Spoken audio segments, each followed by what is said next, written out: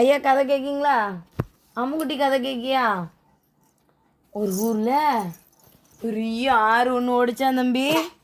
ஆற்றுக்கிட்ட என்னெல்லாம் இருந்துச்சான்? ஒரு நரியும் ஒரு கொக்கும் இருக்கான். ஒரு நரி என்ன செய்தான்? அங்கே கிடந்த இறையெல்லாம் நரி என்னம்மா சாப்பிடும்? முட்டை. முட்டை. சரி. காட்டில் நரி என்ன சாப்பிடும்னா மித்த விலங்குகள்லாம் பிடிச்சி பிடிச்சி சாப்பிட்ரும். அப்படி ஒரு நாள் அந்த நரி என்ன செஞ்சுதான், வேகமாக ஒரு பெரிய மாடு இருந்துச்சான். காட்டு எருமை இருக்கும்ல, அதை கடிச்சு கடிச்சு வேகமாக சாப்பிடுது.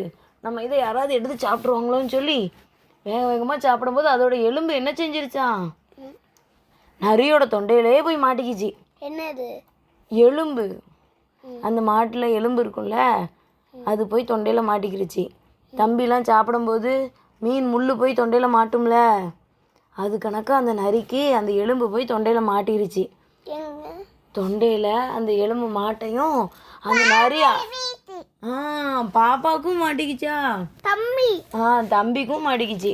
உடனே அந்த நரி என்ன செய்தான், ஆமாம், யார் என் தொண்டையில் உள்ள முள்ளை எடுத்து அந்த எலும்பு எடுத்து தாரீங்களோ அவங்களுக்கு நான் பெரிய பரிசு தரேன் அப்படின்னு சொல்லிச்சான். அதை நம்பிக்கிட்டு கொக்கு என்ன செஞ்சுதான், கொக்கு எப்படி இருக்கும், வெள்ளை கலரில் பெரிய வாய் இருக்கும்ல அதுக்கு.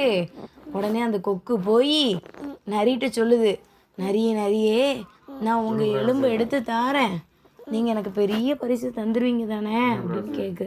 ஆமாம், நான் எலும்பை எடுத்து தந்தா உனக்கு பரிசு தரேன் அப்படின்னு சொல்லிடுமா.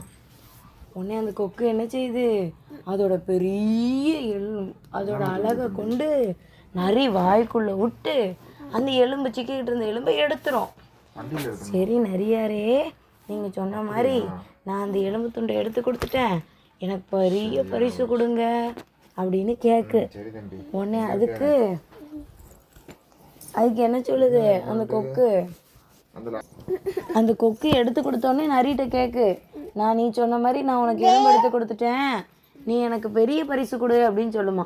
அதுக்கு நரி சிரிச்சுக்கிட்டே சொல்லுமா, நீ உன் வாய்க்குள்ளே விட்டல, அப்போமே நான் உன்னைய கடிக்காமல் விட்டதே உனக்கு பெரிய பரிசு தான் அப்படின்னு சொல்லி சிரிக்குமா. அப்போ தான் கொக்கு நினைக்குமா, அச்சோ நம்ம இந்த நரியை கூட நம்ம நம்பி உதவி செஞ்சிட்டோமே அப்படின்னு சொல்லி. அதுலேருந்து என்ன தெரியுது, நம்ம உதவியே செஞ்சாலும் யாருக்கு செய்கிறோம் அப்படிங்கிறத நல்லா யோசித்து தான் செய்யணும். ஏன்னா அப்படி செய்கிற உதவி நமக்கேனாலும் ஆபத்தாக முடியலாம். தம்பிக்கு கதை புரிஞ்சுதா? கதை பிடிச்சிதா? பாப்பாவுக்கு கதை பிடிச்சிதா? கதை நல்லா இருந்துச்சாம்மா? நல்லா இருந்துச்சா? நல்லா இருந்துச்சு.